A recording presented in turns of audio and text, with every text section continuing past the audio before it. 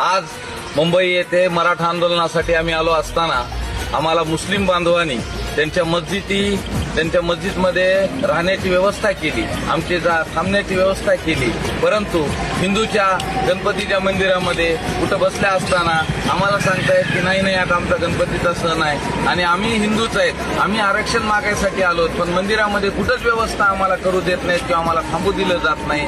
म्हणजे आम्हाला असं वाटतंय की खरंच हिंदू खतरे मी आहे आणि मुस्लिम समाजाचे माणसं समोर येऊन मस्जिदीमध्ये जागा देऊन आम्हाला सहकार्य करतात. त्याबद्दल मुस्लिम समाजाचे खूप खूप आभार. पण कुठंतरी मनात शंका वाटते की आपलेच माणसं हिंदूला खाली घालण्याचं काम करत आहेत. खरंच आम्हाला मंदिरामध्ये कुठं थांबण्यासाठी रात्र दिवस इथं सारखा पाऊस येते मुंबईमध्ये, तरी सुद्धा कुणी सहकार्य करत नाही, कुणी सहकार्याची भावना करत नाही. हिंदूलाच मारायला उठलाय. त्याच्यामुळे हिंदू खरंच खतरे मी आहे. आज मराठा समाजाला असं वाटतंय की बाबा आम्ही हिंदू नाही आहेत का, आम्ही पण हिंदूच आहेत की, मग आम्हाला कुठंतरी मंदिरात आज पाऊस येते म्हणून आम्हाला कुठंतरी राहण्यासाठी तरी किमान जागा द्यावी अशी विनंती मी या माध्यमातून सर्वांना करतो.